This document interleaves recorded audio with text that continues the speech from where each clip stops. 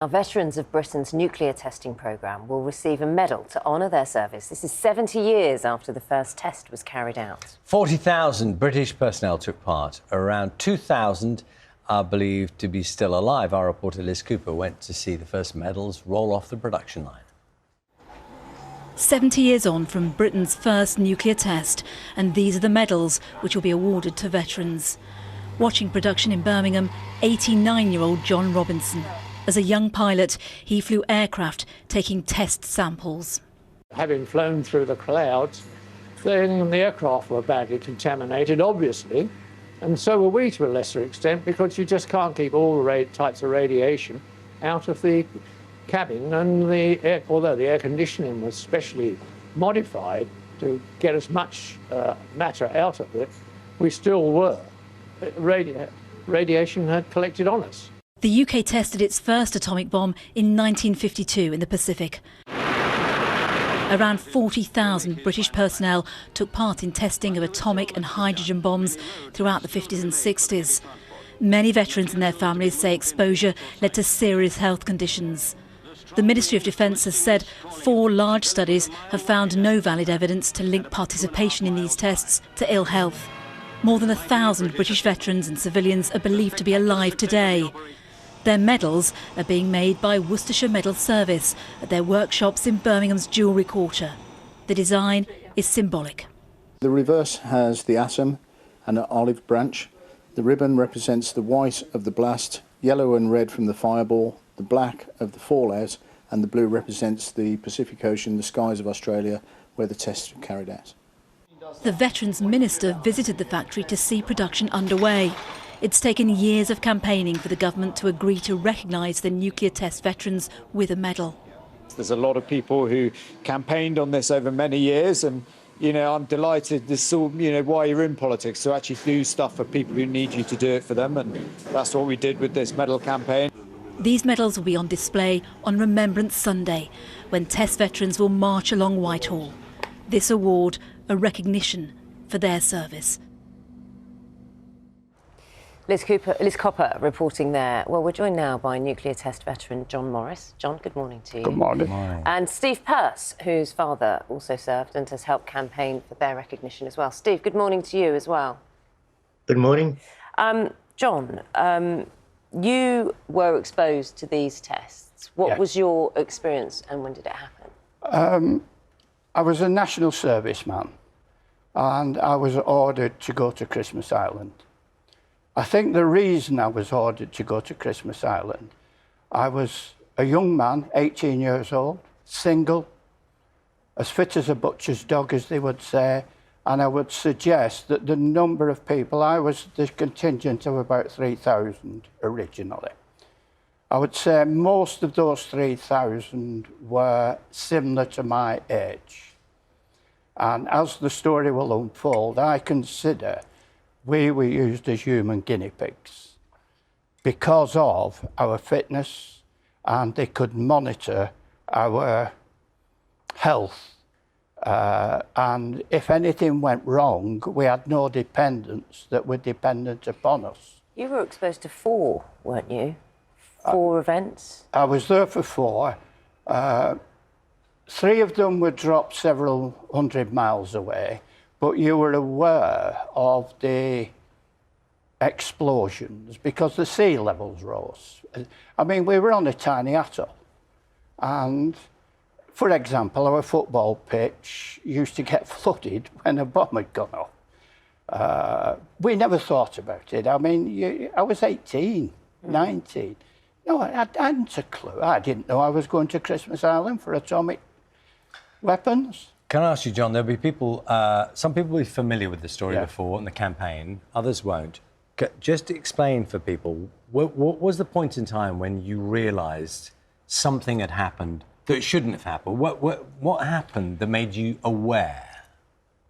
I'll go back quite a long time. I've been fighting this battle now for over 60 years.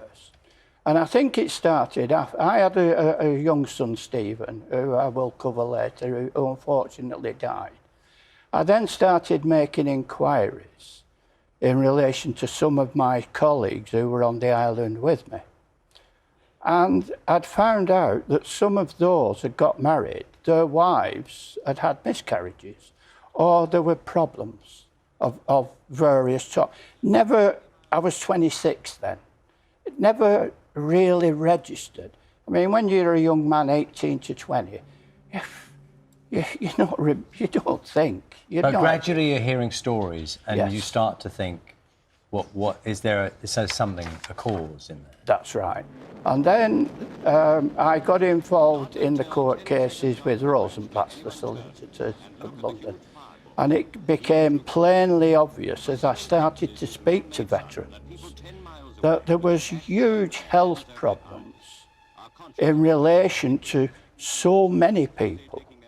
And not only in the veterans themselves, but some of these people had had family. Well, I think this is a good point to bring Steve in here. Steve, you've been listening. Your father was an RAF officer, wasn't he? Pick up the story and pick up the consequences you think of his experience and what they've had on your family. Yes, Dad served at Maralinga in South Australia, where they did some of the most toxic, the most polluting experiments of the whole nuclear test program. My dad was there for a year, and then he came back and got married and had children, one of which was myself. And it was obvious from the moment I was born that there was a problem. And this affected the whole family. Growing up, I knew there was a secret because Dad had only ever admitted to Mum, shortly after I was born, it's my fault. It's because I served in Australia. And then he never said anything else about it. So I was aware that there was some sort of family secret to do with me.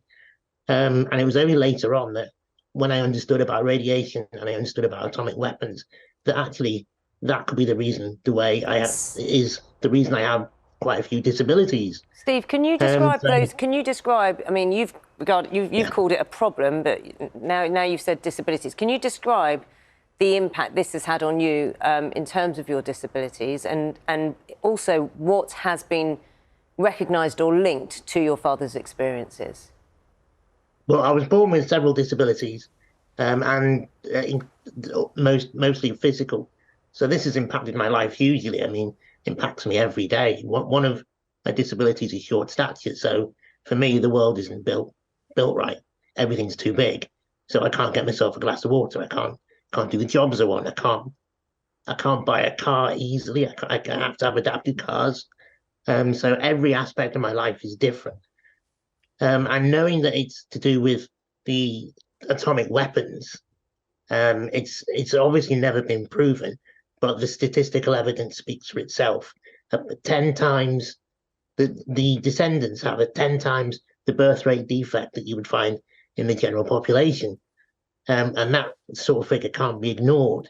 So families like mine have had to suffer the trauma and stress of living with disabled children and disabled family members, and yet there's nothing from the government to help us. They're hiding our dad's medical records. They just won't give them to us. They lie to us. They say 1 minute they know where they are, but they can't find them. They know where they are, but they won't give us them. Then it's they've lost them. Then it's they just can't find them. And it's just this stress is just repeated in time after time after time, in family after family. And it's been going on for decades. And it kind of wears you down.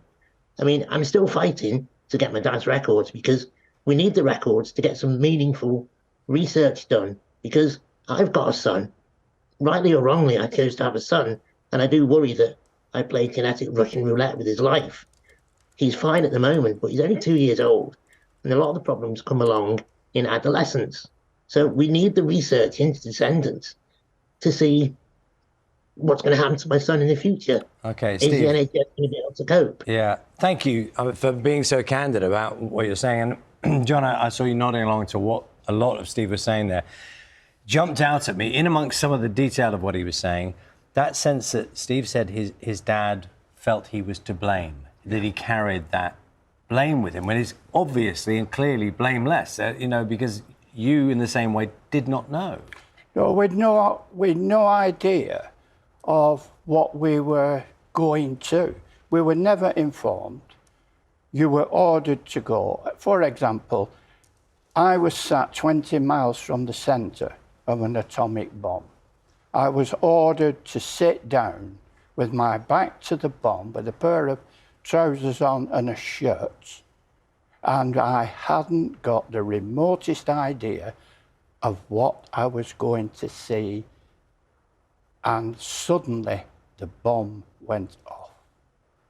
Now, it's the most terrifying thing I've ever seen in the whole of my life.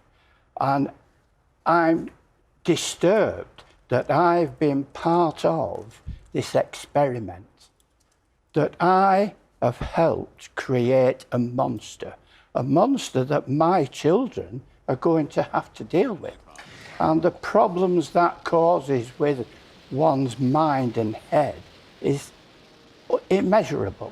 And we've had no help at all. Well, I was going to ask you on a practical note now. So we know these medals will exist, and so that will be a thing. In terms of practical things you would like to see happen for your own, so you have more knowledge, so you have the information. What are those? What would that be? Well, the first thing, our doctors, my medical records were never shared with my doctor. So that I, at the age 26, was diagnosed with a blood disorder where I need B12 injections every 3 months. And I've had those now for over 50 years, well, 60 years. And when I talked to my doctor, he said, I can't help you, John. He said, I don't know exactly what I'm dealing with. And he said, like Steve said, my medical records are not correct. I had blood taken on at least 5 occasions, and I cannot get any record that I had lost. One MP had the gall to turn around and say, if they want these medical records, tell them to go and find them themselves. And that is the stonewalling we've faced over many, many years. Well, I appreciate you telling your story so vividly, and I know it's a story that people should know, isn't it? Which is very important. John, thank you so much. Steve, really thank you as well, also for being so candid and telling us your story. It is clearly something we will look at in the future and see what the next step is, because I'm sure things will happen. Thank you both very much. Thank you. Thanks for your time. Thank you for the opportunity.